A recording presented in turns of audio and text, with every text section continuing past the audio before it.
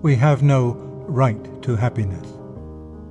The last thing Lewis wrote before his death in November 1963, this appeared shortly afterwards in the Saturday Evening Post, 236, 21st to the 28th of December 1963, then in Undeceptions 1971, and now in God in the Dock 1998. After all, said Claire, they had a right to happiness.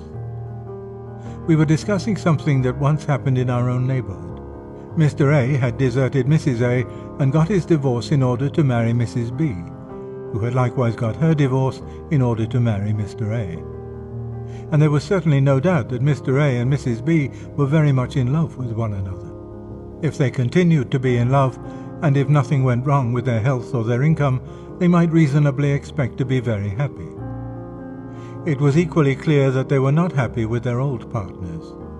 Mrs. B had adored her husband at the outset, but then he got smashed up in the war. It was thought he had lost his virility, and it was known that he had lost his job. Life with him was no longer what Mrs. B had bargained for. Poor Mrs. A, too, she had lost her looks and all her liveliness. It might be true, as some said, that she consumed herself by bearing his children and nursing him through the long illness that overshadowed their earlier married life.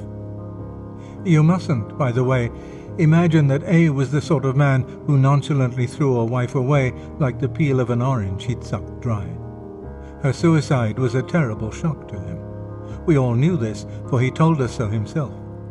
But what could I do, he said. A man has a right to happiness. I had to take my one chance when it came. I went away thinking about the concept of a right to happiness. At first, this sounds to me as odd as the right to good luck. For I believe, whatever one school of moralists may say, that we depend for a very great deal of our happiness or misery on circumstances outside all human control. A right to happiness doesn't, for me, make much more sense than a right to be 6 feet tall, or to have a millionaire for your father, or to get good weather whenever you want to have a picnic. I can understand a right as a freedom guaranteed me by the laws of the society I live in. Thus, I have a right to travel along the public roads because society gives me that freedom. That's what we mean by calling the roads public. I can also understand a right as a claim guaranteed me by the laws, and a correlative to an obligation on someone else's part. If I have a right to receive £100 from you, this is another way of saying that you have a duty to pay me £100. If the laws allow Mr. A to desert his wife and seduce his neighbour's wife, then, by definition, Mr. A has a legal right to do so, and we need bring in no talk about happiness. But of course, that was not what Claire meant. She meant that he had not only a legal, but a moral right to act as he did. In other words, Claire is, or would be if she thought it out, a classical moralist after the style of Thomas Aquinas, Grotius, Hooker and Locke. She believes that behind the laws of the state there is a natural law. I agree with her. I hold this conception to be basic to all civilization. Without it, the actual laws of the state become an absolute, as in Hegel. They cannot be criticized because there is no norm against which they should be judged. The ancestry of Claire's maxim, "They have a right to happiness," is august. In words that are cherished by all civilized men, but especially by Americans, it has been laid down that one of the rights of man is a right to the pursuit of happiness. And now we get to the real point. What did the writers of that august declaration mean? It is quite certain what they did not mean. They did not mean that man was entitled to pursue happiness by any and every means, including, say, murder, rape, robbery, treason, and fraud. No society could be built on such a basis. They meant to pursue happiness by all lawful means, that is, by all means which the law of nature eternally sanctions and which the laws of the nation shall sanction. Admittedly, this seems at first to reduce their maxim to the tautology that men, in pursuit of happiness, have a right to do whatever they have a right to do. But tautologies, seen against their proper historical context, are not always barren tautologies. The Declaration is primarily a denial of the political principles which long governed Europe. a challenge flung down to the Austrian and Russian empires, to England before the Reform Bills, to Bourbon France. It demands that whatever means of pursuing happiness are lawful for any should be lawful for all, and that man, not men of some particular caste, class, status or religion, should be free to use them. In a century when this is being unsaid by nation after nation and party after party, let us not call it a barren tautology. But the question as to what means are lawful, what methods of pursuing happiness are either morally permissible by the law of nature, or should be declared legally permissible by the legislature of a particular nation, remains exactly where it did. And on that question I disagree with Claire. I don't think it is obvious that people have the unlimited right to happiness which she suggests.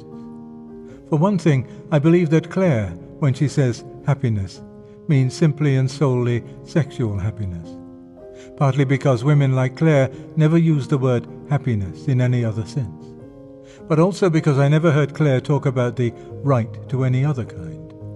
She was rather leftist in her politics, and would have been scandalized if anyone had defended the actions of a ruthless man-eating tycoon on the ground that his happiness consisted in making money, and he was pursuing his happiness.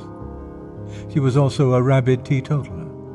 I never heard her excuse an alcoholic because he was happy when he was drunk. A good many of Claire's friends, and especially her female friends, often felt, I've heard them say so, that their own happiness would be perceptibly increased by boxing her ears. I very much doubt if this would have brought her theory of a right to happiness into play. Claire, in fact, is doing what the whole Western world seems to me to have been doing for the last 40-odd years.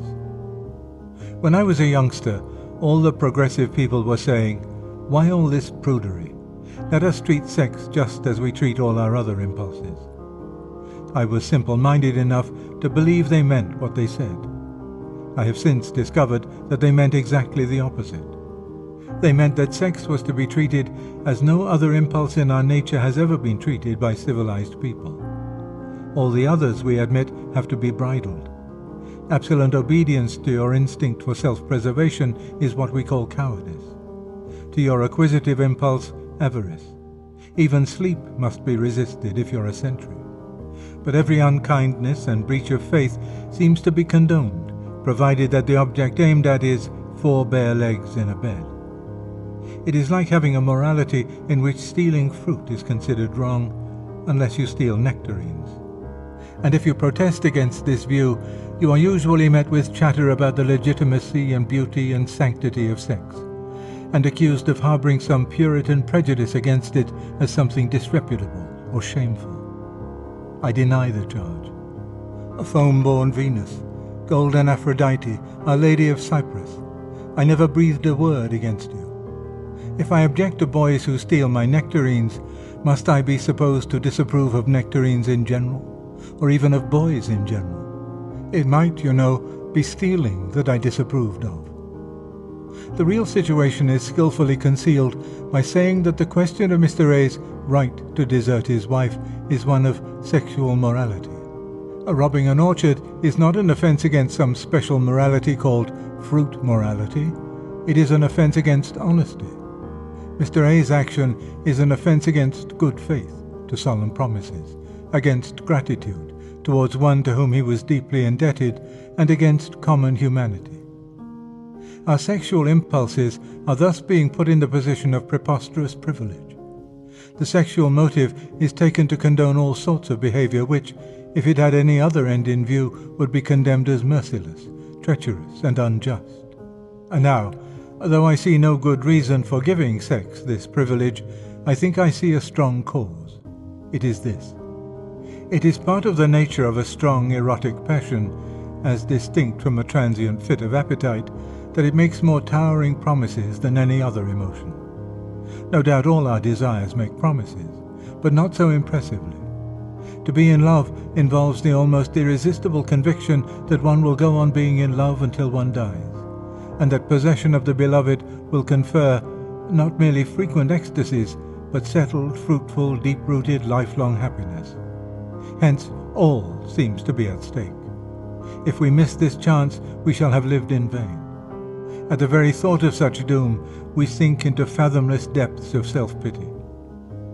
Unfortunately, these promises are found often to be quite untrue. Every experienced adult knows this to be so as regards all erotic passions, except the one he himself is feeling at the moment. We discount the world without end pretensions of our friends' amours easily enough. We know that such things sometimes last and sometimes don't. And when they do last, this is not because they promised at the outset to do so. When two people achieve lasting happiness, this is not solely because they are great lovers, but because they are also, I must put it crudely, good people, controlled, loyal, fair-minded, mutually adaptable people. If we establish a right to sexual happiness which supersedes all the ordinary rules of behavior, we do so not because of what our passion shows itself to be in experience, but because of what it professes to be while we are in the grip of it. Hence, while the bad behavior is real and works miseries and degradations, the happiness which was the object of the behavior turns out again and again to be illusory. Everyone, except Mr. A and Mrs. B, knows that Mr. A in a year or so may have the same reason for deserting his new wife as for deserting his old. He will feel again that all is at stake. He will see himself again as the great lover, and his pity for himself will exclude all pity for the woman. Two further points remain. One is this. A society in which conjugal infidelity is tolerated must always be, in the long run, a society adverse to women. Women, whatever a few male songs and satires may say to the contrary, are more naturally monogamous than men. It is a biological necessity. Where promiscuity prevails, they will therefore always be more often the victims than the culprits. Also, domestic happiness is more necessary to them than to us. And the quality by which they most easily hold a man, their beauty, decreases every year after they have come to maturity. But this does not happen to those qualities of personality. Women don't really care tuppence about our looks, by which we hold women. Thus, in the ruthless war of promiscuity, women are at a double disadvantage. They play for higher stakes and are also more likely to lose. I have no sympathy with moralists who frown at the increasing crudity of female provocativeness. These signs of desperate competition fill me with pity. Secondly, though the right to happiness is chiefly claimed for the sexual impulse, it seems to me impossible that the matter should stay there. The fatal principle, once allowed in that department, must sooner or later seep through our whole lives. We thus advance towards a state of society in which not only each man, but every impulse in each man claims carte blanche. And then, though our technological skill may help us survive a little longer, our civilization will have died at the heart, and will, one dare not even add, unfortunately, be swept away. Use the referral link in the description to support the channel.